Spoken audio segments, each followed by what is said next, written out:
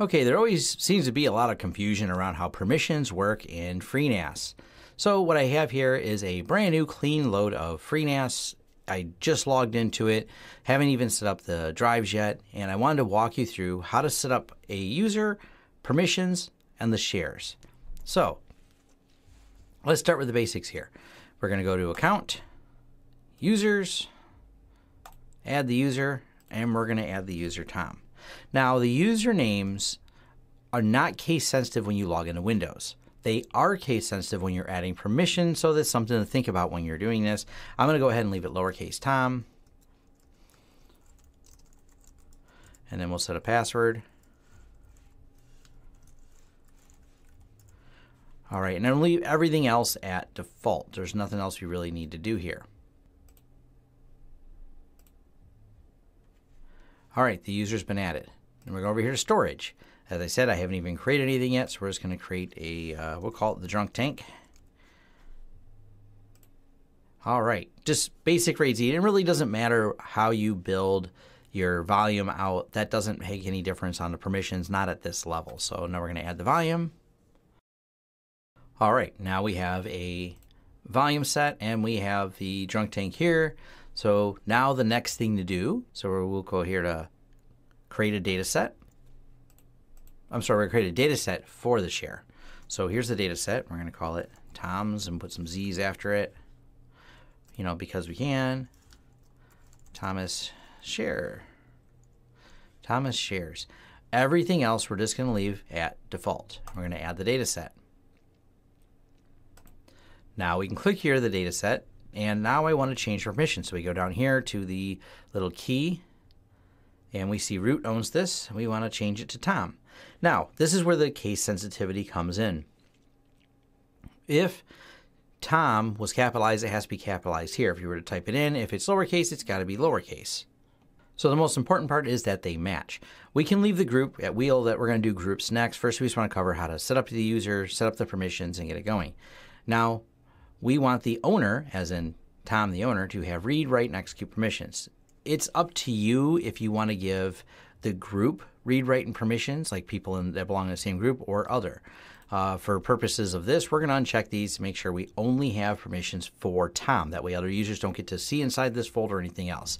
You can leave these at default, and as long as you have the right username and password, they'll be able to do it, but this gives you an idea of how this works. Now, if you had a bunch of folders you already created in that data set and you create a bunch of folders, you may want to set this permissions recursively, which means pass these permissions on down the line. So here we are, Tom, default group wheel, which is fine, and set permissions recursively and hit change. Now that's owned by Tom and wheel as the group. Wheel is the default group for SMB services. So now we're going to go over here to sharing.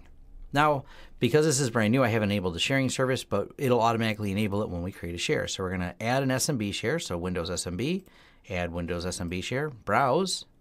Default is going to be mount, drunk tank, Tom's, because that's the permission we want. And this is Tom's share.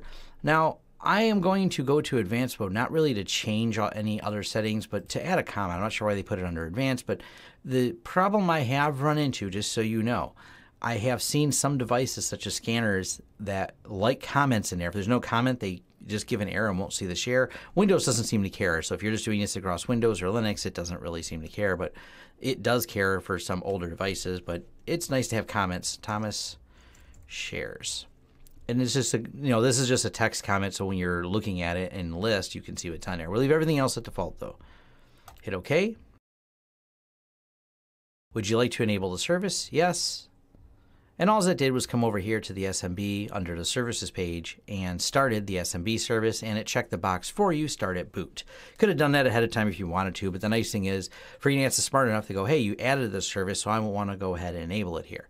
So now we can fire up Windows and we can get into that share. So let's move this out of the way and we're going to open up Windows. All right, so now we're in Windows and we're just going to go // and I've got the saved, which is the 192.168.3.144, which of course this is the same IP address that we were logged in through Firefox here. So that's the IP address for FreeNAS if you didn't notice it earlier. Move it out of the way. There's Tom share. Now it prompts me for a username and password, and I can't see anything in there without it. So we'll put in the username Tom and the password. Now, if I wanted to, I could save these credentials and it would let me in there. Had to type the password right. So now I'm in here. Now I could have saved the credentials and it would have let me. The other option, if you don't want to save credentials but you want it to automatically have those shares, is you set the username on your computer to be the same, which this one happens to have the username of Tom's. I could create a username and a password on this system, and it matches the same username and password on FreeNAS, and it'll log in without prompting me.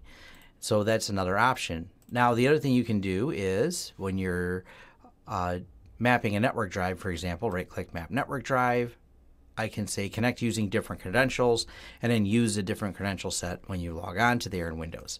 But that's all you have to do to get the share permissions to work and get read-write access going. Just a few steps that we did there.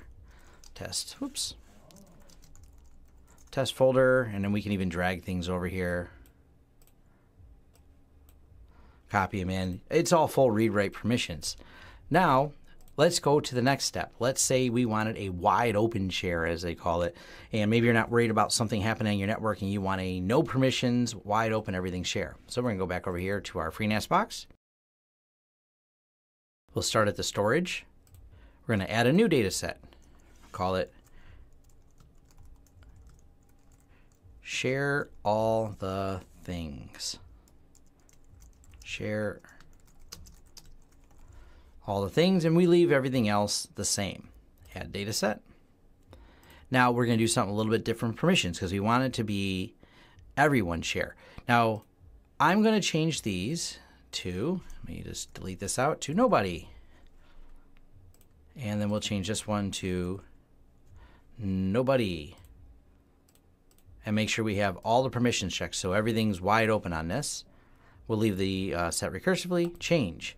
Now, the reason we did nobody is because, and let's go over here to our services, and we're going to go to our SMB service, and you're going to see that the guest account is nobody. So, when we go here to create the share,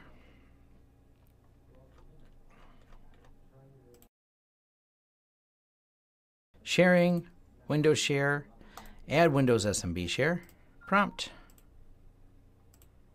This is share all the things. The share name will just be share all things. Now we're going to go to advanced mode and we're going to check. We're going to do a comment. Still, I like the comments in there. We put spaces in comments. And we have allow guest access, only allow guest access. And what that means is don't log anything, don't ask for a username, don't ask for password, don't ask for permissions. If they can see the share, they can get into the share. So it's basically a wide open share. So let me get this out of the way. And I'm logged in, so I'm going to log off just to clear the credentials. Oh, by the way, if you're having trouble with Windows, it remembers credentials until you log out. There might be some easier way to clear it, but that's a quick way to do it, to clear out any credentials for Windows so it'll re-prompt you. I'm sure there's a faster way, but that way works for me. So here's share all the things, and here's Tom share. So we're not logged into Tom share. Here's share all the things, and complete read-write permissions in here. So drag things into it. No problem, just copy files. Full open permissions. Now, it may not be the best thing to have this, especially if there's a virus crawling around the network. It will allow anyone to get into this that has a share, but if you need an open share for a reason, if you check the allow guest and always allow guest, it makes a wide open share instead of nobody, just like we showed. So let's log in as Tom again.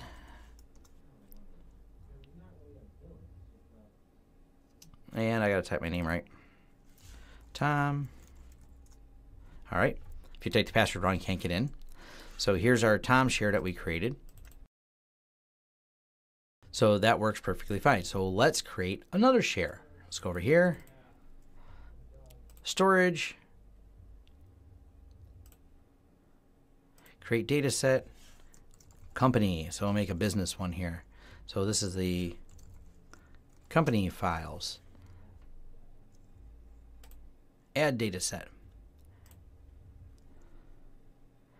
Now we're going to pretend Tom's the president of the company, so we get Tom, the permissions right here. So we want to make sure that it's going to be group read write, no others for this one. So we're going to do a company folders. We want to store our company data on here, and we want groups to be able to access it, but we don't want everyone to be able to access it. So we'll go here, change, and now Tom owns that data set and Wheel is a secondary. But let's go ahead to accounts, groups, and let's actually create a group. So we'll call it management. So we want the management group in here.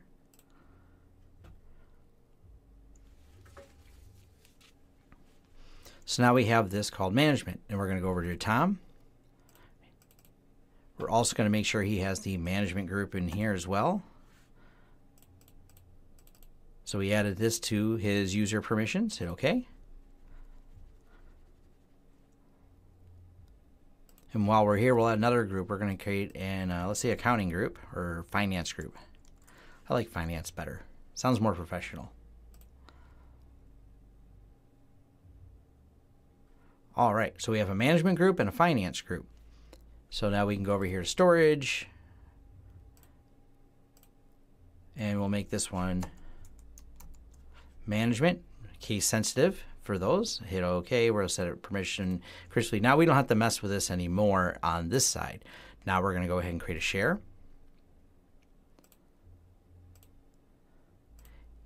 Browse, mount, company. Company, we're not allowing guest access, so everything else is fine. I'm only going to hit advanced to do this. Company files, so we have a description of what that is. Hit OK.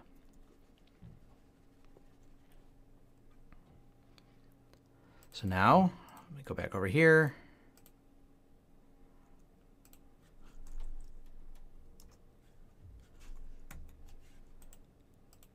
Thanks, Windows, for not refreshing. We'll just log on to Windows real quick and it'll refresh. It'll show up eventually. Windows takes a little bit of time to do this, but logging it out forces it. So if you ever wonder why your share doesn't show up, this is the process by which you can fix that.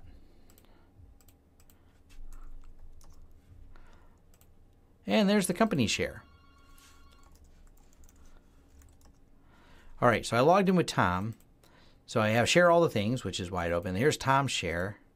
Here's the company share, and Tom has read-write permission, so I can create a finance folder. There's the finance folder, general files.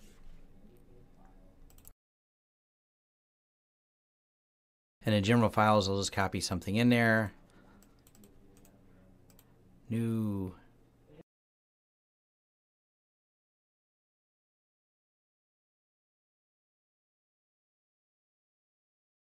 Make a financial data. So whatever, this is our important numbers file. Company numbers in here, real important stuff. Yep, we'll save it, and it's saved right here. So now we have this fancy spreadsheet in here, which is the company files. Now here's where things get kind of fun. We're going to start playing with the permissions and setting who can get in there. So we want everyone to get into general files and things inside the company, but we don't want everyone to get into finance. We only want people with the finance permission to get into finance. And remember, we created a group called finance. So let's show you how that actually plays out. Account, users, add user. Bob, it's easy to spell. Bob. Give Bob a password. Bob belongs to management. Don't save. So now we just created Bob. And we'll look at Bob again here, and he belongs to the management group, but he does not belong to the finance group. So the idea is Bob is going to be able to access one without accessing the other. We want to give him to the general, but not into everything. And the way we're going to achieve that is by setting the permissions inside the folder. And now this can be done from the command line. You can SSH in and do it, and you can set permissions in groups. That's one way to do it. So we'll start with that way because it's pretty easy. We got to go turn on, go to services, SSH, and I want to be able to log in as root. So hit OK. Start on boot. Start now.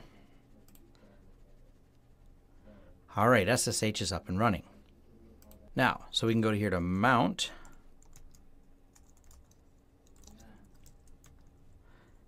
company, and there's our finance and general files. So let's go over here to Windows, and we're going to log in as Bob. So log off.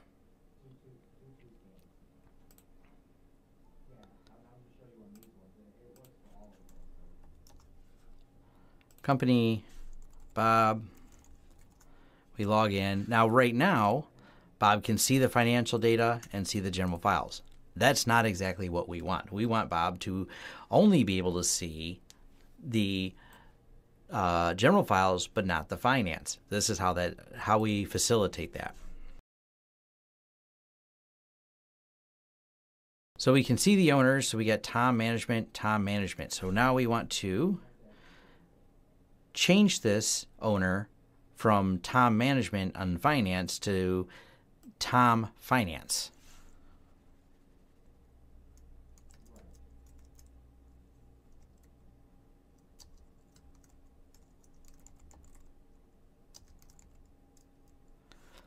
Now I have the folder the same name as the group, but you can see Finance is the group name, -R recursively, and now we do this, and now it's Tom and Finance.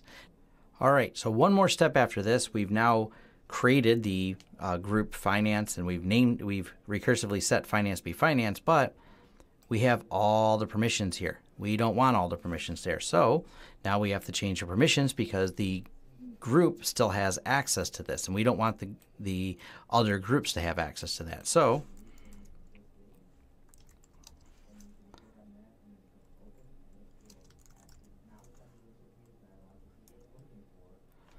now we've taken away the group permissions. So Tom, Finance, group permissions are gone. Here's the permissions for it. So now Bob shouldn't have access to this file. And he doesn't. Bob can no longer see into those files. You don't have to log in and out for the permissions because it's still using Bob's credentials. We just blocked Bob from being able to go in there. Now that may seem a little tricky, and you're going, Tom, I don't want to have to deal with permissions, and I don't remember 770 and 740 and all the permissions. Good news. There's an easier way. I just wanted to show you can do it that way, or you can do it this way. Company, Finance, Properties, and you can do it through, this is WinSCP, free download, connect it there. And what you do when you want to change this is you can pull down the group IDs. I can type in 102, or it looks them up and goes, hey, this was management. And I can just quickly change permissions back and forth. And then I can set the group and the other and a read-write bit. So I've got the owners here, I got the group rights here, and the other rights here. And we took away the other rights. If I put them back on, and we set it recursively, so we've just now reset that, Bob gets access again.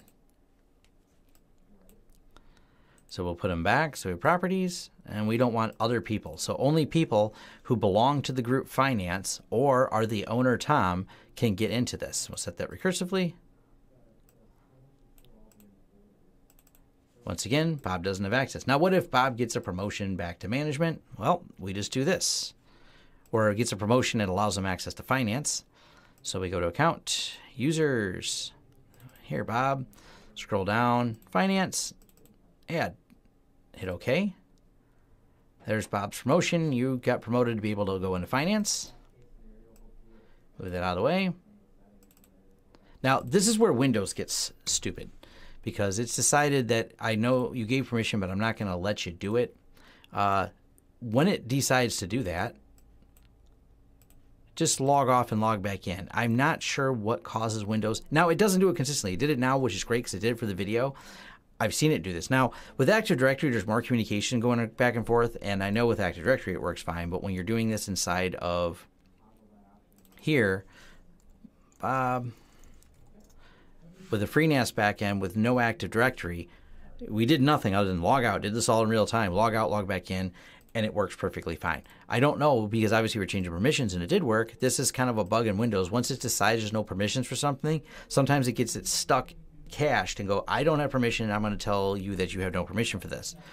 Logging in and out fixes it perfectly fine. So if you're beating your head against the wall, as I had stated earlier, logging in out of Windows. But Bob's promotion gets him access to Finance, and now he's in again. Simple as that. So that's kind of the permissions in a nutshell. You can get complicated because you can create different groups for every folder, and then you can have people belong to as many groups as you want or have their own shares. And because Bob does not have access to this, we only granted Bob permission for management to get him here. But he does not have the access that Tom has over here. So you can delegate out all your folders with different users, different permissions. They can't see each other, and it works perfectly fine. So hopefully this was a clarification on how some of the permissions work in here and how easy it is to use WinSCP to change those permissions. And just for an example, we'll actually go back here to Tom's.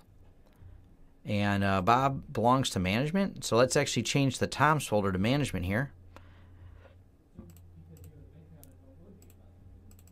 And now Bob gets into the Tom share, just like that. So it's not that hard to do the permissions. It's a little bit confusing at first, but once you start going through here and understanding how they were set up and how we created these groups and how we put those users in those groups, so Bob's part of this, that's how the permissions work here in FreeNAS. So hopefully that's a good clarification. It will get you started and get you going.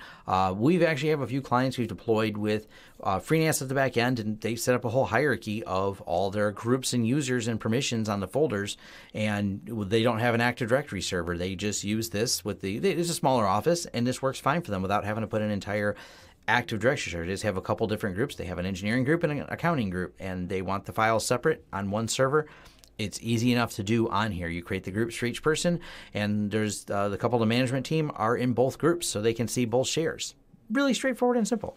So hopefully this is a good overview and helpful. If I missed something or I need clarification or I need another video to show you some of the more advanced stuff, or there's some question you have on this, let me know in the comments below. If you like the content here, like and subscribe. Thank you very much.